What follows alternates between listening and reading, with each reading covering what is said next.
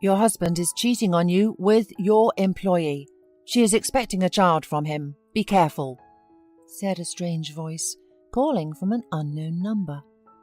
Lauren clutched the phone in her hand and began to stare intently at the female employees.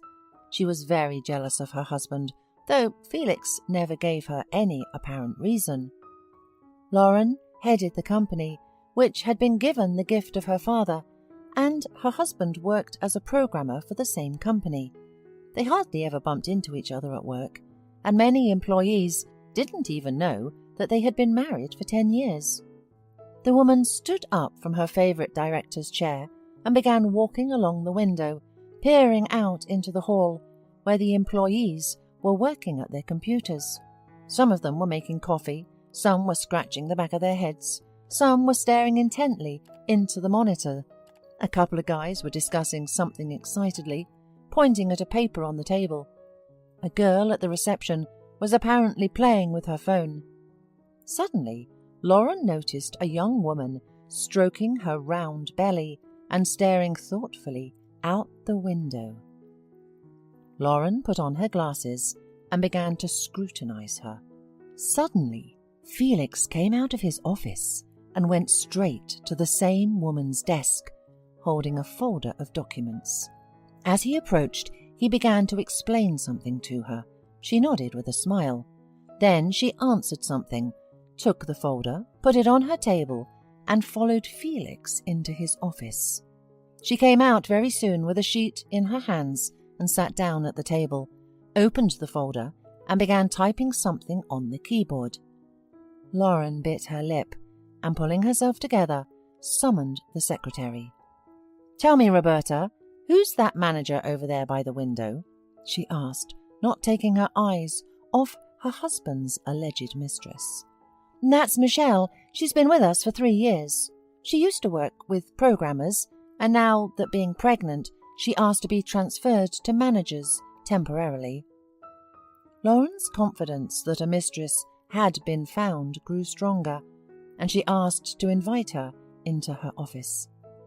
After a while there was a knock at the door, and a young woman, who seemed to Lauren attractive enough to interest her husband, walked in. Lauren didn't beat around the bush and immediately asked if Michelle was married. "No, not yet.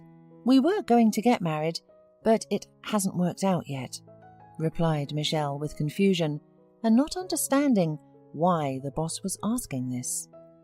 "And what's the baby's father's name?" asked Lauren, pointing to the belly.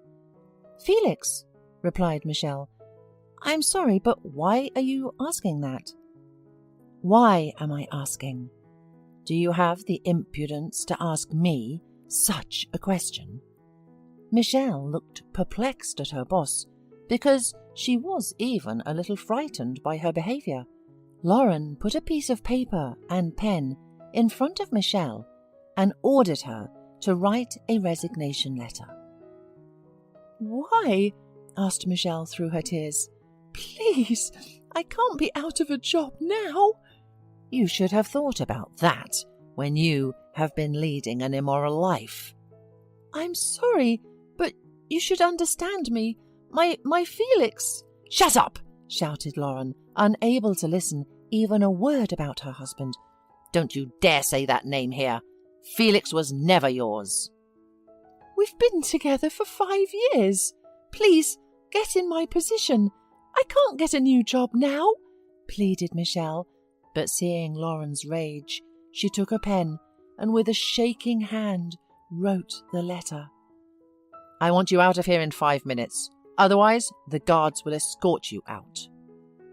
Michelle jumped out of the office as if she had been scolded, and when the secretary asked her a question, she answered that she had been expelled for immoral behavior and ran away, sobbing.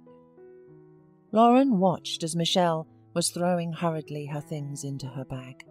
Her colleagues surrounded her, but she hurried to leave the office, and people were looking at each other perplexedly and glancing occasionally at the windows of the director's office. Lauren turned and walked to the opposite wall, looking out the window. Seeing the hunched-over woman Lauren nodded contentedly, and, informing her secretary that she wouldn't be in the office for 2 days, left too. Getting into her car, she texted Felix that she would stay at the summer house for a couple of days, and that he shouldn't come because she wanted to be alone. When she entered the house, the first thing she did was pour herself a glass of wine. She drank it in one gulp and smashed the glass against the wall. Then she took her and Felix's wedding photo from the table and threw it against the wall too. "I'll show you yet," she whispered. "You'll be sorry for hurting me. I can't be treated like that." In the evening, Felix called, but Lauren shouted that he did not dare call her and turned off the phone. An hour later, he arrived. By then, Lauren was so drunk that it was impossible to even talk to her. When Lauren woke up in the morning, she saw her husband sitting in the chair and immediately remembered the events of the previous day. The last thing she wanted to do right now was to have an argument. Her head was cracking from the alcohol she had drunk the day before. "Lauren, why did you fire Michelle?" asked her husband, looking into her eyes. "Oh, you have come to stand up for her? You've both lost your conscience. Get out of here, and don't you dare come back here." She pushed her husband out, stepping over the terrible headache and, back on the couch, burst into tears. 2 days passed, and she did not want to go back to the city. Felix came one more time, but she would not let him in the house. She did not turn on the phone, but realizing that she would not be able to stay all her life and that she had things to do, Lauren returned home. Felix was at home despite the working hours.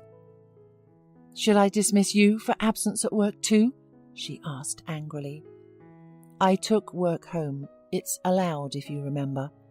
I was waiting for you. Lauren, I don't know what's gotten into you, but I have to talk to you about Michelle. She's having a hard time. I didn't know about her problems before, but her colleague told me everything, and you must get her back." "What exactly didn't you know? That you made my subordinate pregnant?" Lauren threw the book at him in anger, but he dodged it and caught Lauren in his arms. "What kind of nonsense are you talking? Lauren, listen. Sit down and listen." He forcibly seated his wife in a chair and held out a glass of water. "Michelle is a good woman, but she's in trouble now. She was supposed to marry, but her groom has had a car accident and he is in the hospital until now. After work, Michelle spends all the evenings by his bed. She pays for a rented apartment. She also has to buy medicine, and now she has lost her job. No one gives a job to a pregnant woman, you know this. She has nothing to pay her rent, and soon she may be out on the street. I don't know what's gotten into you, but you're wrong, Lauren." The woman was shocked. "But they told me she was pregnant with your baby." "Who said such nonsense?" wondered Felix. "I've never cheated on you once in my life, because I love you very much." I don't know, the number was unidentified, but if you're telling the truth, let's go to the hospital."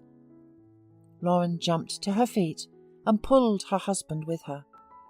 At the hospital they managed to talk to Felix's attending physician and found out that he needed a paid operation.